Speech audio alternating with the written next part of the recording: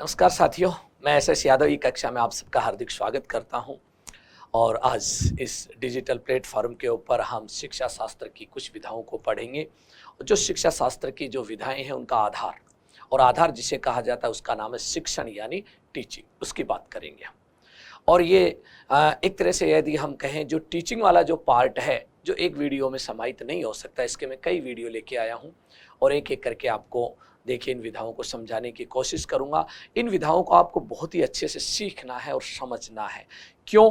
क्योंकि ये विधाएं हमारे चाहे L1 हो, L2 हो या द्वितीय श्रेणी हो या हमारा व्याख्याता हो, सभी स्तर पर काम आने वाली ये विधाएं हैं और इन विधाओं को हमें अच्छे से समझना है। तो आज की जो हमारी विधा है मूल रूप से जिसका नाम क्या है, शिक्षण, अर्थात हम जिसे कहते हैं टीचिंग, इसी के ऊपर बात करेंगे। लेकिन शिक्षण पे आने से पहले देखिए हम जानेंगे शिक्षण शास्त्र क्या है। और शिक्षण शास्त्र को अंग्रेजी के अंदर कहा जाता है पेडागोजी। क्या कहा जाता है? पेडागोजी। कौन सी भाषा में कहा जाता है? अंग्रेजी में। देखिए अब बात आती है ये जो पेडागोजी शब्द है इसकी उत्पत्ति, यदि हम इसकी उत्पत्ति की बात करें तो इसकी उत्पत्ति होती है ग्रीक भाषा से। कौन सी भाषा से उत्पत्ति मानी जाती है? ग्रीक भाषा से देखिए इसकी उत्पत्ति मानी जाती है। ग्रीक भाषा के अंदर यदि हम देखते हैं तो एक शब्द है जिसे कहा जाता है पेडागोगस। ये देखिए इस शब्द से, अब ये जो ग्रीक भाषा का शब्द है ये भी दो शब्दों से मिलकर बना हुआ है। बात आती है कि दो शब्द कौन कौन से? देखिए सबसे पहले एक शब्द है पेडा। ये देखिए पेडा का अर्थ होता है बच्चा, इसका अर्थ क्या होता है? बच्चा। और उसके बाद देखिए गोगस का अर्थ होता है बढ़ाना। एक तरह से गोगस जिसका अर्थ क्या होता है? बढ़ाना। इस तरह से देखिए कैसे आगे आगे बढ़ाना। अगर दोनों को जोड़ दें तो बच्चे को क्या करना है? बच्चे का विकास करना, बच्चे को आगे बढ़ाना।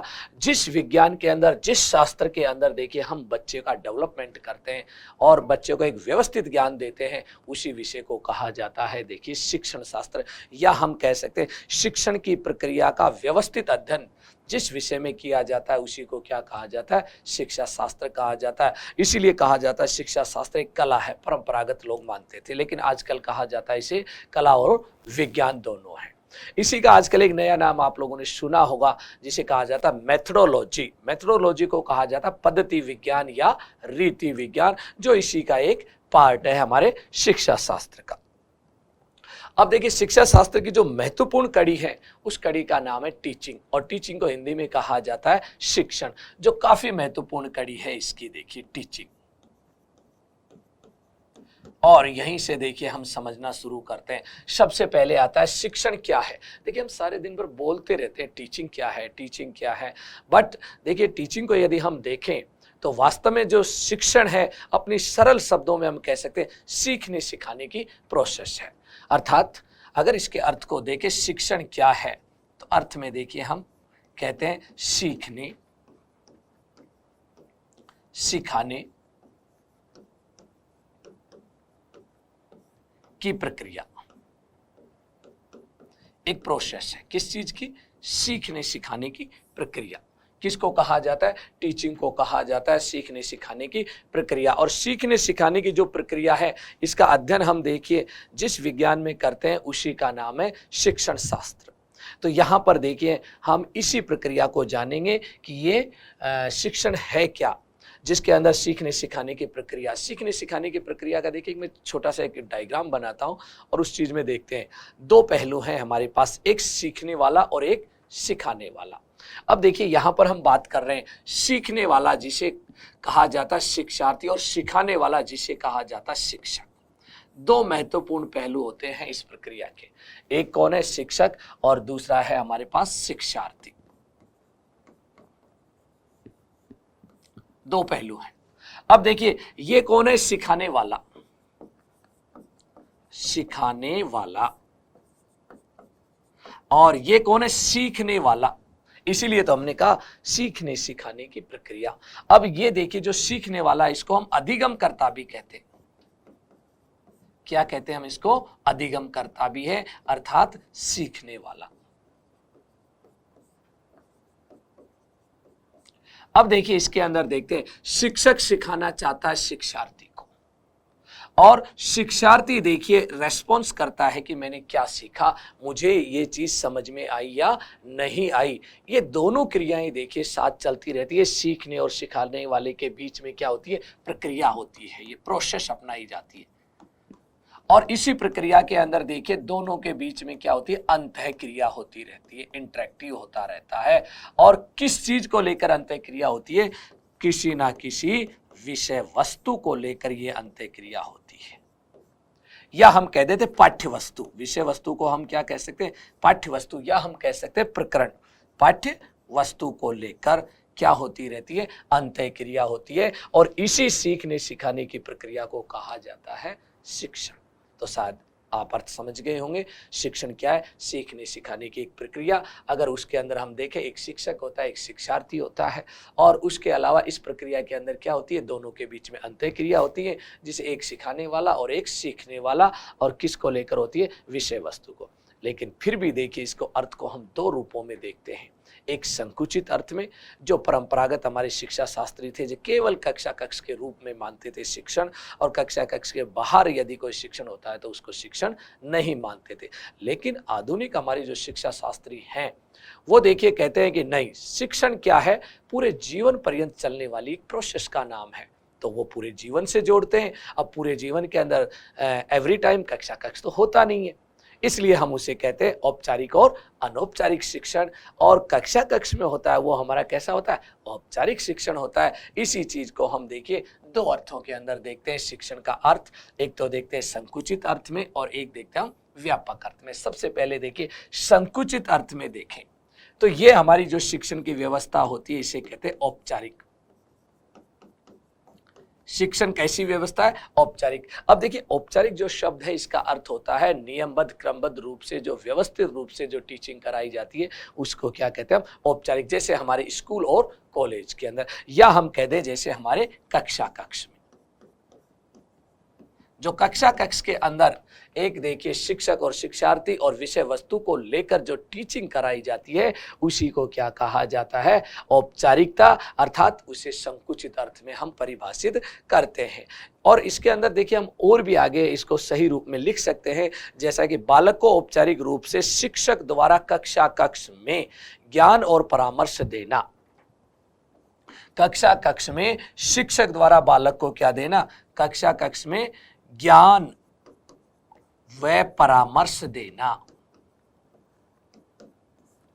क्या देना, परामर्श देना। किसको परामर्श देना, यदि हम परामर्श की बात कर रहे हैं, बच्चे को शिक्षक द्वारा शिक्षार्थी को कक्षा कक्ष के अंदर या औपचारिक रूप से ज्ञान और परामर्श देने को हम क्या कहते हैं, ये एक संकुचित अर्थ में माना जाता है। इसका मूल रूप ये है औपचारिकताएं हो और साथ में कक्षा कक्ष हो, वहाँ टीचिंग जो होती है उसको देखिए हम कहते हैं यहाँ पर एक तरह से ये संकुचित अर्थ में। दूसरा देखिए जो संकुचित अर्थ है, इसके अंदर कुछ विद्वानों की अवधारणाएं भी हैं, जैसे एडम्स के अनुसार, एडम्स महोदय देखिए जो कहते हैं, वो कहते हैं शिक्षण जो है द्विमुखी प्रक्रिया है। कैसी प्रक्रिया है, द्विमुखी प्रक्रिया। कैसी प्रक्रिया माना इसे, द्विमुखी में दो मुख, एक शिक्षक और एक शिक्षार्थी। शिक्षक और दूसरा कौन होता है, शिक्षार्थी। और इन दोनों के मध्य देखिए सीखने सिखाने का कार्य होता है। किसने कहा, क्योंकि शिक्षक और शिक्षार्थी कहाँ होते हैं, कक्षा कक्ष में। फिर आते हैं देखिए रायबर्न और जॉन डेवी साहब, उन्होंने त्रिमुख प्रक्रिया कहा, और त्रिमुख के अंदर दो तो ये हैं और एक किसको शामिल कर दिया, विषय वस्तु को शामिल किया इसके अंदर। इसलिए देखिए हम कह देते हैं रायबर्न एवं जॉन डेवी के अनुसार, जॉन डेवी के अनुसार ये इसको कहते हैं त्रिमुख प्रक्रिया। त्रिमुख प्रक्रिया, शिक्षण क्या है, एक प्रोसेस है, लेकिन कैसी प्रोसेस है, त्रिमुख प्रक्रिया है। अर्थात तीन के अंदर किस किस को शामिल किया गया, एक हमारा शिक्षक जो सिखाता है, और दूसरा हमारा शिक्षार्थी जो सीखने वाला होता है। और तीसरा, किस चीज को लेकर देखिए अंत्य क्रिया करते हैं, विषय वस्तु को लेकर करते हैं, विषय वस्तु। इन तीन चीजों को हम शामिल करते हैं किसके अंदर, रायबर्न और जॉन डीवी के अनुसार, इसलिए त्रिमुख प्रक्रिया। ये अर्थ था हमारा संकुचित अर्थ। आप इसको ऐसे मान लीजिए, स्कूल और कॉलेजों में अर्थात कक्ष में जो टीचिंग कराई जाती है वो ही शिक्षण है। लेकिन आधुनिक शिक्षा शास्त्री कहते नहीं, इससे भी परे है हमारी शिक्षण। शिक्षण जीवन भर चलने वाली प्रक्रिया है। उन्होंने कहा शिक्षण क्या है, जीवन भर चलने वाली सतत प्रक्रिया है, जो देखिए चलती रहती है, सतत प्रक्रिया है। अब आप देखिए इसे, बालक कक्ष में तो सीखता है तो हम संकुचित, लेकिन घर जाकर भी बालक सीखता है, अखबार से, रेडियो से, टीवी से भी सीखता है। डिस्टेंस एजुकेशन की किताबें बच्चा अपने घर पर पढ़ता है तो वहां भी देखिए पढ़ता है वो, तो शिक्षण वहां भी होता है। घर के अंदर दादा दादी से भी कुछ कहानियां सुनता है तो वहां से भी देखिए वो क्या करता है, टीचिंग करता है। इसलिए शिक्षण को कहा गया है जीवन भर चलने वाली एक प्रक्रिया। कौन मानते हैं, ये मानते हैं देखिए आधुनिक अर्थ में यानी व्यापक अर्थ में। और इसके अंदर ये जो जीवन भर चलती है, इसके दो रूप होते हैं, एक को हम कहते हैं औपचारिक और दूसरा होता है अनौपचारिक।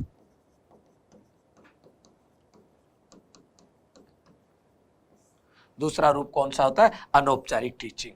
औपचारिक कक्ष में, अनौपचारिक कहीं भी कैसे भी, जैसे साक्षरता के कार्यक्रम में लोगों को साक्षर किया जाता है तो वो कैसी टीचिंग होती है, अनौपचारिक। अखबारों से, टीवी से, रेडियो से जो हम सीखते हैं या पढ़ते हैं वो हमारी कैसी टीचिंग होती है, अनौपचारिक। इस तरह से दो रूपों में बांटा गया और इसके अर्थ को हमने समझा। अब आगे बढ़ते हैं। आगे देखिए, हम यहाँ पर देखेंगे इनकी कुछ परिभाषाएं टीचिंग की, और टीचिंग की जो परिभाषाएं जो दी गई हैं, तो सबसे पहले देखिए स्मिथ के अनुसार क्या कहा है स्मिथ ने। अगर हम बात करें, शिक्षण क्रियाओं की एक विधि है। शिक्षण किसकी क्रियाओं का मतलब प्रक्रियाएं, प्रोसेस की क्या बताई गई, एक मेथड्स बताया गया जो सीखने की उत्सुकता जागृत करती है। बच्चे के अंदर क्या करती है, उत्सुकता जागृत करती है, किसकी, सीखने की। कौन कहते हैं, स्मिथ महोदय। और देखिए एक डेफिनेशन और आती है अपने इसके अंदर, जिस जो है क्लार्क के अनुसार दी गई। क्लार्क महोदय क्या कहते हैं, वो कहते हैं शिक्षण वह प्रक्रिया है, यानी फिर बार बार एक ही शब्द कहा जाता है, प्रोसेस, प्रक्रिया है, जो शिक्षार्थी के व्यवहार में परिवर्तन लाने के लिए नियोजित तथा संचालित की जाती है। बालक के व्यवहार में परिवर्तन लाना अधिगम, लेकिन व्यवहार में परिवर्तन लाने की जो प्रोसेस है उस प्रोसेस को क्या कहा जाता है, टीचिंग कहा जाता है। अर्थात जिसे हम क्या कहते हैं, शिक्षण कहते हैं। कौन कह रहे हैं, क्लार्क साहब कहते हैं। उसके बाद देखिए एक बात आती है, जो टीचिंग है, तो टीचिंग की प्रकृति क्या है, नेचर क्या है, अर्थात उसका स्वरूप क्या है। स्वरूप में सामान्यतः पूछा जाता है कला है या विज्ञान। प्राचीन शिक्षा शास्त्री इसे कला मानते थे। क्यों मानते थे, क्योंकि शिक्षण कराना एक व्यवसाय है और इस व्यवसाय के अंदर दक्षता तभी हासिल हो सकती है जब बालक के अंदर कला के गुण हो। क्योंकि कला का अर्थ क्या होता है, अंग्रेजी में कहते हैं आर्ट, और वैसे इसका अर्थ होता है तरीका। अर्थात बच्चे को जब अभ्यास कराया जाए तो उसके बाद उसमें दक्षताएं उत्पन्न होती हैं, और दक्षता जब देखिए उत्पन्न होती है तो बच्चे में धीरे धीरे किस में बदल जाती है, कौशल में। और कौशल का मतलब होता है कि वो अपने विषय में पारंगत हो जाता है। अर्थात टीचिंग क्या है, एक कला है। लेकिन आधुनिक शिक्षा शास्त्री कहते हैं नहीं, कला के साथ साथ विज्ञान। क्योंकि आप पढ़ाने में तो पारंगत हो गए, सीखने सिखाने की प्रक्रिया में पारंगत है, लेकिन आपको कब कौन सी विधा को पढ़ाना है, इसके लिए विज्ञान की जरूरत पड़ती है। विज्ञान का अर्थ सीधा सा लगाते क्रमबद्ध या व्यवस्थित, और कार्य कारणों में संबंध स्थापित करने को क्या कहते हैं, विज्ञान। तो विज्ञान हमें सिखाता है ज्ञान को व्यवस्थित करना या कार्य को व्यवस्थित करना सिखाता है। इसीलिए देखिए हम इसकी प्रकृति के अंदर ये चीजें देखते हैं। तो सबसे पहले आता है शिक्षण एक अंतः क्रियात्मक प्रक्रिया। अभी हम पढ़ चुके, शिक्षक और शिक्षार्थी के बीच में विषय वस्तु को लेकर क्या हुई थी, अंतःक्रिया। इसलिए हम कहते हैं अंतःक्रियात्मक प्रोसेस है। दूसरा देखिए, शिक्षण में सीखना एवं सिखाना होता है, बिल्कुल सही है, सीखने सिखाने की प्रक्रिया है। और देखिए शिक्षण कला एवं विज्ञान दोनों है। उसके बाद शिक्षण एक कौशल युक्त क्रिया है, बिल्कुल सही है, क्योंकि धीरे धीरे व्यक्ति में क्या डेवलप हो जाते हैं, कौशल डेवलप हो जाते हैं जब हम चीजों का अभ्यास करते हैं और उसमें वो पारंगत हो जाता है। शिक्षण एक सामाजिक और व्यावसायिक प्रक्रिया, बिल्कुल सही है। शिक्षण देखिए एक तरह से हम कहते हैं सामाजिक, जैसे कक्ष में हम देखते हैं बहुत बड़े समूह के रूप में काम लिया जाता, बट ये शिक्षण एक व्यवसाय भी है। टीचिंग एक क्या है, व्यवसाय भी है, और ये व्यवसाय का कार्य ये कौन करता है, एक शिक्षक करता है। अब देखिए ये प्रकृति और जो हमने परिभाषाएं पढ़ी उनके आधार पर बहुत सारी विशेषताएं बनती हैं, तो हम यहां नोट कर सकते हैं शिक्षण की विशेषताएं, शिक्षण की विशेषताएं। और देखिए बात आती है जब शिक्षण की विशेषताओं में, सबसे पहले शिक्षण क्या है, एक प्रक्रिया है, प्रोसेस है। कैसी प्रक्रिया है, सतत प्रक्रिया है। कैसी प्रक्रिया है, सतत प्रक्रिया है, क्योंकि निरंतर चलने वाली प्रक्रिया है, दीर्घकालीन प्रक्रिया भी होती है। दूसरा देखिए शिक्षण क्या है, एक व्यवसाय है। शिक्षण क्या है, एक कौशल है, जो अभी हम देख रहे, एक व्यवसाय है और एक कौशल है। इसके अलावा शिक्षण क्या है, एक अंतःक्रिया है, शिक्षक और शिक्षार्थी के बीच में होती है। और देखिए शिक्षण क्या है, कला और विज्ञान है, जो देखिए अभी हम पढ़ चुके हैं, कला भी है और विज्ञान भी है। उसके अलावा देखिए हम और भी चीजों के रूप में हम इसे देखते हैं। शिक्षण क्या है, शिक्षण को जैसे हमने पहले ही बताया था, ज्ञान देना और बच्चों को निर्देश देने की प्रक्रिया भी है, निर्देशात्मक प्रक्रिया है। शिक्षण का देखिए हम मापन भी कर सकते हैं। इस तरह से देखिए शिक्षण को हम कई रूपों के अंदर देखते हैं। और भी देखिए हम लिख देते हैं कि शिक्षण हमारा है क्या। शिक्षण देखिए विकासात्मक और उपचारात्मक प्रक्रिया भी है, जो शिक्षा का विकास करती है। विकासात्मक एवं उपचारात्मक प्रक्रिया, उपचारात्मक प्रक्रिया देखिए इस तरह से देखिए हम कई रूपों के अंदर लिख देते हैं। और सामान्य सी बात है, ये क्या है, सीखने सिखाने की प्रक्रिया को ही हम क्या कहते हैं, शिक्षण कहते हैं। तो ये एक विशेषता ये भी बन जाती है, सीखने सिखाने की प्रक्रिया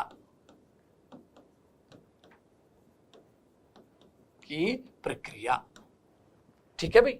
अब आगे बढ़ते हैं। देखिए इसके बाद जो एक अच्छे टीचिंग की क्या विशेषताएं हो सकती है, ये भी बहुत अच्छी बात है। हमें ये भी जानना है कि जिसे हम कहते हैं ना बेस्ट टीचिंग क्या है। उसके लिए एक बेस्ट टीचर आवश्यक होता है, जिसके अंदर कौशल हो, और यदि कौशल नहीं है तो अच्छा शिक्षण हो ही नहीं सकता। उसी चीज को देखिए हम यहाँ पढ़ रहे हैं। इसमें व्यक्ति स्वयं सीखने के लिए प्रेरित होता है। अगर व्यक्ति स्वयं नहीं सीख रहा है तो देखिए वो अच्छी टीचिंग करा ही नहीं सकता।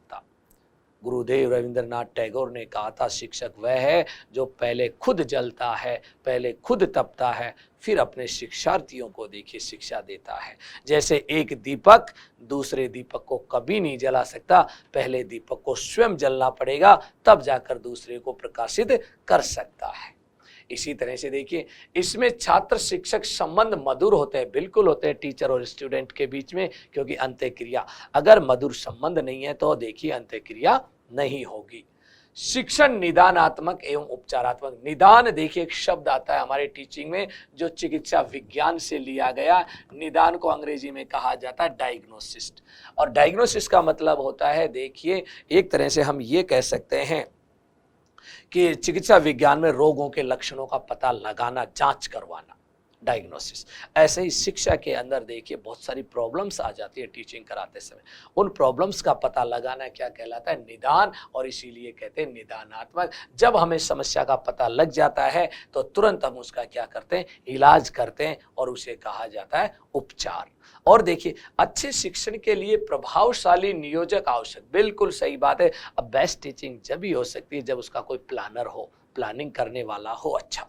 अच्छा शिक्षण संवेगात्मक स्थिरता उत्पन्न, बिल्कुल सही है, क्योंकि देखिए शिक्षक के अंदर पहले कॉन्फिडेंस आएगा, कॉन्फिडेंस के साथ साथ उसके जो संवेग होते हैं ना, वो सारे क्या होंगे, स्थिर होंगे।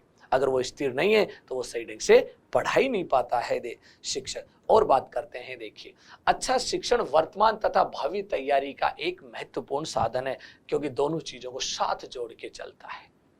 फिर देखिए, अच्छा शिक्षण छात्रों को पूर्व ज्ञान व शिक्षकों के सहयोग पर आधारित होता है। बिल्कुल सही है, बेस्ट टीचिंग के लिए पूर्व ज्ञान, क्योंकि जब तक हम बच्चे को पूर्व ज्ञान से नहीं जोड़ेंगे तब तक अच्छा शिक्षण हम करा ही नहीं सकते। अच्छे शिक्षण में सभी कार्यों, शिक्षण विधियों तथा दशाओं को समावेश किया जाए। अच्छे शिक्षण में सब होते हैं, सारे फंक्शंस होते हैं, उनके मेथड्स होते हैं, व्यू रचनाएं होती है, शिक्षण अधिगम सामग्रियां होती है, सबको शामिल हम करते हैं। और देखिए, अच्छा शिक्षण प्रोत्साहन देने वाला होता है, बिल्कुल सही बात है, आगे बढ़ाने वाला होता है, एवं प्रजातांत्रिक होता है। प्रजातांत्रिक या लोकतांत्रिक मिलजुल के जो कार्य किया जाता है उसको प्रजातांत्रिक। अच्छा शिक्षण जीवन उपयोगी ज्ञान प्रदान करने में सहायक होता है। यहां देखिए, अच्छा शिक्षण लिखना है, कई बार त्रुटि रह जाती है इस तरह की। अच्छा शिक्षण जीवन उपयोगी ज्ञान प्रदान करने में सहायक होता है। कैसा ज्ञान? जीवन उपयोगी। अच्छा शिक्षण उदारता, पूर्ण सहानुभूतिपूर्ण एवं सहकार से परिपूर्ण होता है। सहकारी मिलजुल के जिसे किया जाता है। ये सारी विशेषताएं किसकी हैं? एक अच्छे शिक्षण की विशेषताएं हैं। अब आते हैं देखिए अपने इसके अंदर शिक्षण के सिद्धांत। सामान्य छोटे लेवल पर इनको पूछा जाता है, प्राथमिक स्तर के ऊपर, या देखिए L2 के अंदर होता है, उसमें पूछ लिए जाते हैं शिक्षण के सिद्धांत होते क्या हैं। देखो, जब शिक्षण को जब हम कराते हैं तो उसके नियम और सिद्धांतों को भी प्रतिपादित किया जाता है कि हमें इन सिद्धांतों को ध्यान में रखते हुए टीचिंग करानी है, ताकि हमारे शिक्षण में क्या आ जाए, एक तरह से कुशलता आ जाए। उसी चीज को हमने लिखा है, शिक्षण प्रक्रिया को सुचारू रूप से चलाने के लिए जिन सिद्धांतों पर अनुसरण किया जाता उन्हें शिक्षण के सिद्धांत कहते हैं। उन्हें हम किसके सिद्धांत कहते हैं? उसे शिक्षण के सिद्धांत कहा जाता है, टीचिंग। और जिन सिद्धांतों का अनुसरण करते हुए, ऐसे बहुत सारे सिद्धांत हैं जिनका हम देखिए यहाँ देखेंगे अनुसरण एक एक। जैसे रुचि जागृत करने का पहली सीढ़ी है पढ़ने की। अगर बालक में आपने रुचि डेवलप नहीं की तो बच्चा पढ़ ही नहीं सकता। तो पहली सीढ़ी क्या है? बच्चे में रुचि या रोचकता उत्पन्न करना, फिर बच्चा अपने आप पढ़ लेगा। दूसरा सिद्धांत क्या कहता है? क्रियाशीलता, लर्निंग बाय डूइंग। बच्चे को देखिए सक्रिय रखना है, कोई ना कोई टास्क दिया जाए ताकि बच्चा काम करता रहे। अगर बच्चे को कार्य नहीं दोगे तो उसका शिक्षण में इंटरेस्ट होगा ही नहीं। बच्चे से ज्यादा कार्य करवाया जाए। इसीलिए आजकल कहा जाता है टीचिंग को बाल केंद्रित शिक्षण भी कहा जाता है। फिर देखिए उसके बाद नियोजन। बिना प्लानिंग के टीचिंग होती ही नहीं है। शिक्षण को क्या करना? पहले पूरा प्लान तैयार करना। जैसे आपने सुना होगा ना, पाठ्य योजनाएं। कक्ष में आने से पहले शिक्षक पूरी तैयारी करके आता है। फिर आता है चयन। अब देखिए कौन सी कक्षा को पढ़ाना है, कौन सा विषय पढ़ाना है, और उसमें कौन सी विधियों को काम में लेना है, कौन सी व्यू रचना बनानी है, कौन सी अधिगम सामग्री काम में ले, इन सब का चयन करना पड़ता है शिक्षक को। इसलिए कहा जाता है चयन का सिद्धांत। प्रेरणा। अब देखिए शिक्षक ये टीचिंग ऐसी होनी चाहिए प्रेरणादायक, जो बच्चे को प्रेरणा दे और आगे बढ़ाती हो। फिर दे रखा सह संबंध, इसे समवाय भी कहते हैं। समवाय का या सह संबंध का मतलब एक विषय को दूसरे विषय से जोड़ते हुए पढ़ाना चाहिए। दो तरह के सह संबंध होते हैं, एक लंबवत और दूसरे को हम कहते हैं क्षैतिज, यानी वर्टिकल और हॉरिजेंटल टाइप के होते हैं। अगर एक ही विषय की विभिन्न शाखाएं पढ़ रहे हैं तो उसे लंबवत सह संबंध कहते हैं, और यदि एक ही कक्षा के विभिन्न विषयों को जोड़कर पढ़ते हैं तो उसे कहा जाता है क्षैतिज सह संबंध। आगे बढ़ते हैं। देखिए इसमें व्यक्तिगत भिन्नता बहुत अच्छी बात है। हमारी कक्षा के अंदर सारे बच्चे एक जैसे नहीं होते। कुछ उच्च बौद्धिक क्षमता वाले होते हैं तो कुछ निम्न बौद्धिक क्षमता वाले, और कुछ बालक देखिए हमारे मध्यम स्तर के भी होते हैं, एवरेज। सभी बच्चों को टीचिंग करानी है तो हमें इस बात का ध्यान रखना है कि उच्च स्तर के जो बच्चे हैं उनको कैसे पढ़ाना है और मध्यम स्तर के बच्चों के लिए कौन सी विधाओं को अपनाना है। फिर आता है देखिए तत्काल प्रतिपुष्टि का सिद्धांत। जैसे आप टीचिंग कराएं तो उसका फीडबैक लेना चाहिए, और फीडबैक का मतलब यह है कि बच्चों को समझ में आया या नहीं आया। उसके बाद आता है निश्चित उद्देश्य। बिना उद्देश्य के कोई कार्य नहीं किया जाता। टीचिंग का पहला ही क्या चीज होती है? उद्देश्यों का निर्धारण। जैसे शिक्षण के कितने उद्देश्य होते हैं? ज्ञानात्मक, भावात्मक और क्रियात्मक। उनका क्या किया जाता है? एक तरह से निर्धारण किया जाता है। मनोरंजन। कई बार देखिए कक्षा के अंदर हमें आवश्यकता पड़ती है मनोरंजन की, ताकि बच्चे की थकान दूर हो जाए। और बच्चे की थकान दूर करने के लिए और एकाग्रता को देखिए बनाए रखने के लिए कौन से सिद्धांत को अपनाया जाता है? मनोरंजन का सिद्धांत। फिर है जीवन से संबंध स्थापित करना, बहुत बड़ी बात है। किताबी ज्ञान ही नहीं हो, उस किताबी ज्ञान से उसे जीवन जीने का ज्ञान भी मिलता हो, अर्थात ऐसी शिक्षा दी जानी चाहिए किताबी ज्ञान के साथ साथ व्यवहारिक शिक्षा और उनमें संबंध स्थापित करते हुए। तो ये क्या है? हमारे सिद्धांत। अब देखिए अपने इसके अंदर हम देखते हैं अगला जो टॉपिक आता है जिसका नाम है शिक्षण के सूत्र। शिक्षण के जो सूत्र हैं ये बड़े काम के होते हैं। ये शिक्षण को क्या दिखाते हैं? दिशा दिखाते हैं। शिक्षण के सूत्र क्या होते हैं? जो शिक्षण को देखिए पथ प्रदर्शक का काम करते हैं, शिक्षण के लिए दिशा दिखाने का काम, रास्ता दिखाने का काम करते हैं, दिशा या पथ प्रदर्शक।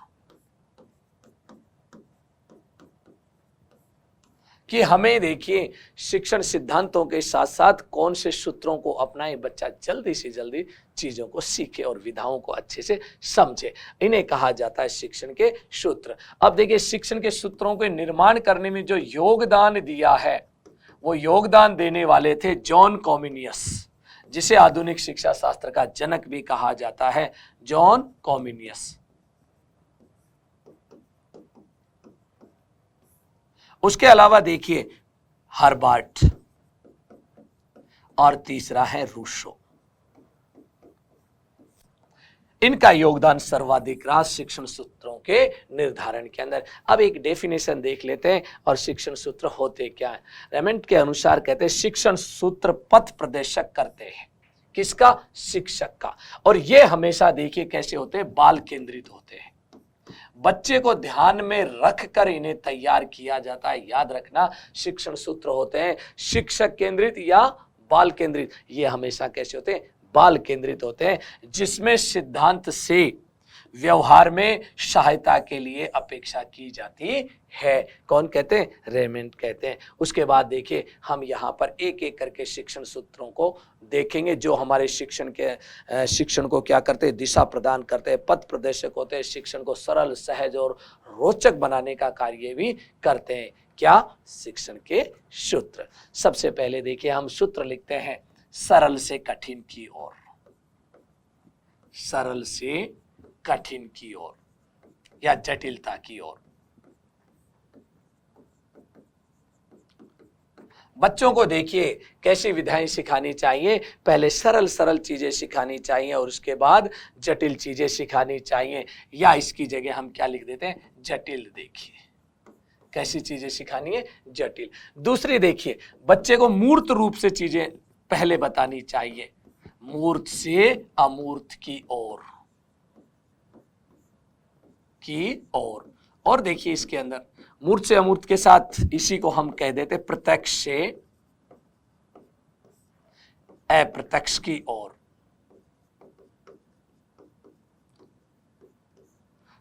अप्रत्यक्ष की ओर। ये हमारे शिक्षण के सूत्र हैं कि बच्चे को पहले कौन सी चीज पढ़ानी चाहिए और बाद में कौन सी चीजें पढ़ानी चाहिए। और फिर देखिए स्थूल से सूक्ष्म की ओर। ये प्रत्यक्ष चीजें एक तरह से हम कहते हैं इनको स्थूल यानी बड़ी, स्थूल से सूक्ष्म की ओर, सूक्ष्म की ओर। और देखिए इसके अंदर यदि हम देखते हैं पूर्ण से अंश की ओर, या हम कह देते अनिश्चित से निश्चितता की ओर, अनिश्चित निश्चितता की ओर।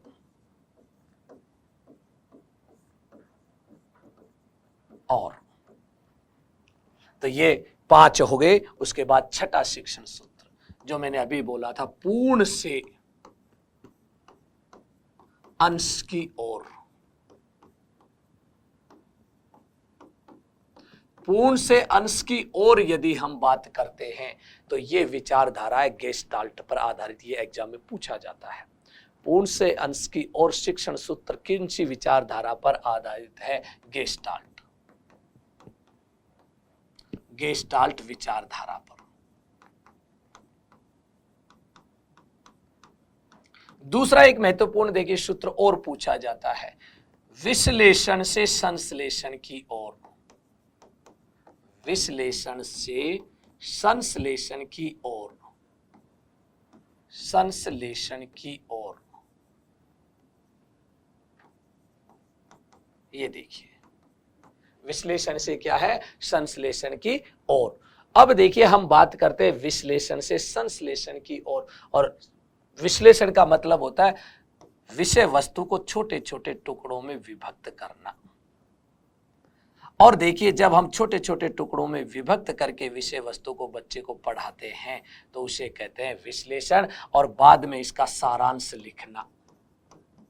और जब देखिए हम सारांश लिखते हैं, सारांश लिखना या बताना, तो वो क्या कहलाता है, एक तरह से संश्लेषण। तो पहले विश्लेषित करिए चीजों को। आप देखना हमारी जो पाठ्य पुस्तक होती है, जो किताब होती है ना, उसके ऊपर एक तरह से क्या लिखा रहता है, सही मायने में यदि हम देखते हैं उसके ऊपर पहले हमारे पाठ को छोटे छोटे अंशों में विभक्त करके पढ़ाया जाता है, और बाद में उसमें पाठ का क्या दिया होता है, सारांश, मूल्यांकन प्रश्नों से पहले।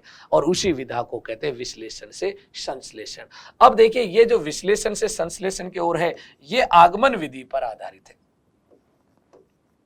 कौन सी विधि पर आधारित, आगमन विधि पर आधारित। ये एग्जाम में पूछ लिया जाता है कि संश्लेषण विश्लेषण का संबंध कौन सी विधि से है, आगमन विधि पर आधारित।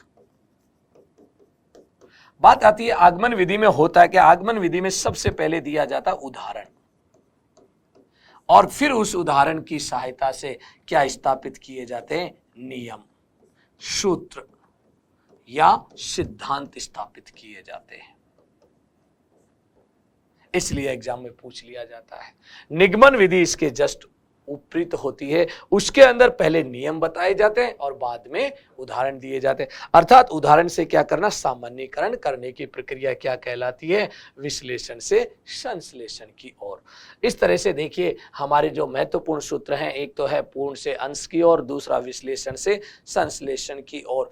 और इस तरह से हम और भी बहुत सारे सूत्रों को देखिए एक तरह से लिख सकते हैं और उनको याद भी कर सकते हैं, लेकिन सामान्यतः जो हमारे पास सूत्र हैं वो कितने, 7।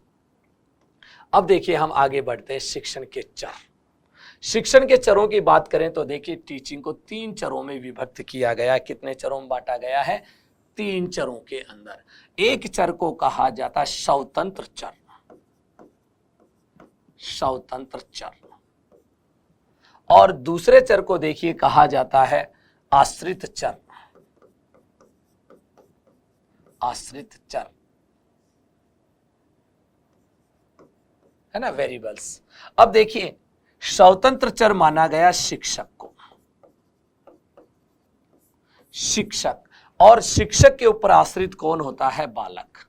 तो हम इसको कहते हैं शिक्षार्थी या बालक। जैसा शिक्षक शिक्षण कराएगा बच्चा वैसा ही पढ़ता चला जाता है।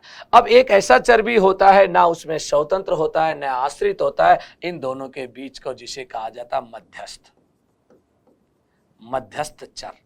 और मध्यस्थ चर में देखिए जोर दिया जाता है हस्तक्षेप पर, और इसीलिए इसे कहा जाता है हस्तक्षेप चर भी कहते हैं। किस चीज का हस्तक्षेप किया जाता है, शिक्षक और शिक्षार्थी द्वारा देखिए विषय वस्तु, उसके अलावा उसका प्रकरण, उसकी विधियां और उसके शिक्षण अधिगम सामग्री, सबको मध्यस्थ चर के अंदर जो हस्तक्षेप पर आधारित होती हैं। हस्तक्षेप पर आधारित क्या होता है, प्रकरण, या हम प्रकरण को क्या कहते हैं, विषय वस्तु, जिसको पढ़ाया जाना है। उसके बाद उस विषय वस्तु की व्यू रचना, और उसके बाद देखिए उसकी व्यू रचना के साथ साथ उसको पढ़ाने की विधि, और उसके साथ साथ उसकी प्रविधि, ये सब चीजें देखिए शामिल होती हैं। और शिक्षण अधिगम सामग्री को हम कहते हैं TLM, टीचिंग लर्निंग मटेरियल। ये सब किस में आती है, मध्यस्थ चर में। एग्जाम में पूछा जाता है टीचिंग के कितने चर होते हैं, 3 चर। स्वतंत्र कौन होता है, शिक्षक, और बालक आश्रित, और दोनों का बीच का पार्ट क्या कहलाता है, हमारा हस्तक्षेप चर या मध्यस्थ चर, जिसमें विषय वस्तु और ये विधियां वगैरह, इन व्यू रचनाओं सबको शामिल किया जाता। अब एक चीज और पूछ ली जाती है साथियों, शिक्षण के जो चर हैं इनके आधार पर देखिए कार्यों को कितने भागों में बांटा गया है। शिक्षण चरों के आधार पर 3 प्रकार के कार्य होते हैं, और 3 प्रकार के कार्य देखिए शिक्षण चरों के कार्य। पहला कार्य दे रखा है शिक्षण पूर्व कार्य, पढ़ाने से पहले का कार्य। दूसरा दे रखा पढ़ाते समय के कार्य, और फिर तीसरे नंबर पर आता है पाठ को पढ़ाने के बाद, जिसे कहा जाता है शिक्षणोपरांत कार्य। जब हम पढ़ाना शुरू करते उससे पहले हम करते हैं निदान। इसीलिए निदानात्मक कार्य, इनको क्या कहा जाता है? निदानात्मक। निदानात्मक कार्य में होता है समस्याओं का पता लगाना या बालक के स्तर का पता लगाना, किस बालक को पढ़ाना है, कौन सी कक्षा को पढ़ाना है, कौन से विषय को पढ़ाना, ये सारा पूर्व तैयारी के कार्य होते हैं। उसके बाद आता है शिक्षण। जब कक्षा में शिक्षक पहुंच जाता है तो निदानात्मक स्तर के आधार पर या निदानात्मक परीक्षण के आधार पर क्या कराएगा? वो उपचार करेगा और उसे कहते हैं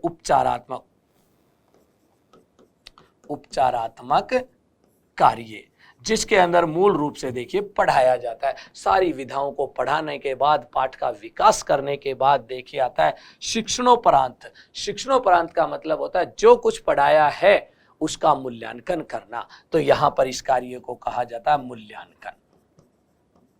कौन सा कार्य होता है? मूल्यांकन कार्य। तो देखिए शिक्षण चरों के आधार पर कितने कार्य होते हैं? 3 कार्य होते हैं, एक निदानात्मक, उपचारात्मक और मूल्यांकनात्मक कार्य। और इन्हीं तीनों को हमने 3 भागों में बांटा है, शिक्षण पूर्व का कार्य, शिक्षण अंत्य कार्य और शिक्षणोपरांत कार्य। इस तरह से देखिए हम यहाँ पर एक एक करके क्या करते हैं? इन शिक्षण के चरों को पढ़ते हैं। अब आता है देखिए शिक्षण के स्वरूप। अब स्वरूप या प्रकार की यदि हम कहें तो अलग अलग विद्वानों ने अलग अलग प्रकार के बताए गए हैं। शिक्षा व्यवस्था के आधार पर यदि हम देखते हैं तो इसके जो प्रकार होते हैं ना, तो 3 प्रकार के होते हैं, औपचारिक, अनौपचारिक और निरौपचारिक। औपचारिक शिक्षण, दूसरा अनौपचारिक, और एक होता है निरौपचारिक। 3 प्रकार के शिक्षण बताए गए हैं। शिक्षा व्यवस्था के आधार पर कितने भागों में बांटा गया? 3, फॉर्मल, नॉन फॉर्मल और तीसरे नंबर पर आता है इनफॉर्मल।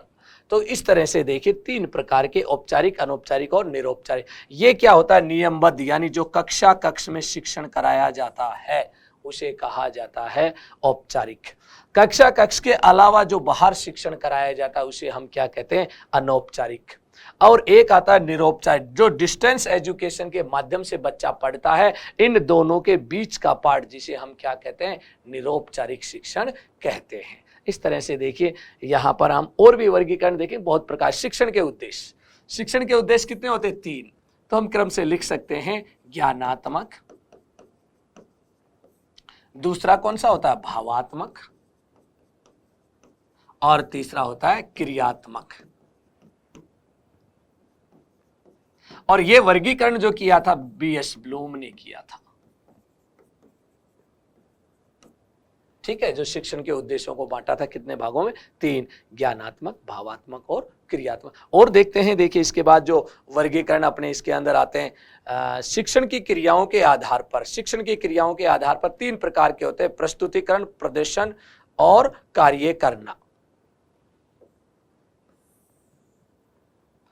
प्रस्तुतिकरण, पहला कार्य कौन सा आता है? प्रस्तुतिकरण। दूसरा कार्य देखिए शिक्षक द्वारा क्या किया जाता? प्रदर्शन का कार्य। और तीसरे नंबर पर आता है देखिए कार्य करना। तो हम कहते हैं शिक्षण की क्रियाओं के आधार पर कितने भागों में बांटा गया है? 3 कौन कौन से? एक प्रस्तुतिकरण, दूसरा प्रदर्शन और तीसरा वर्क, कार्य करना। ऐसे देखिए और भी वर्गीकरण किए गए शिक्षा पद्धति के आधार पर। शिक्षा पद्धति के आधार पर देखिए टीचिंग 2 प्रकार का होता है। एक को कहते हैं हम टीसीपी और एक को कहते हैं सीसीपी, टीचर सेंटर्ड पेडागोजी। इसे कहा जाता है शिक्षण या शिक्षक केंद्रित शिक्षण, और इसे कहा जाता है चाइल्ड सेंटर्ड पेडागोजी, बाल केंद्रित शिक्षण। जो बच्चा केंद्र में रखा है। ये मनोवैज्ञानिक है, ये अमनोवैज्ञानिक होती है। इसमें देखिए शिक्षक प्रधान होता है और इसमें बालक प्रधान होता है, शिक्षक गौण होता है, सहयोगी परामर्श, और यहाँ बालक देखिए बिल्कुल गौण होता है। ये प्रभुत्ववादी और निरंकुश शिक्षण को बताता है, तो ये लोकतांत्रिक शिक्षण को बताता है। दो तरह की पद्धतियां आपने इसके अंदर दे रखी हैं। और इसके बाद देखिए शिक्षण स्वरूप के आधार पर, शिक्षण स्वरूप के आधार पर भी देखिए हम शिक्षण को 3 भागों में बांटते हैं, निदानात्मक और उपचारात्मक और वर्णनात्मक। कितने भागों में बांटते? 3। एक तो होता है जो हम टीचिंग कराते हैं निदानात्मक,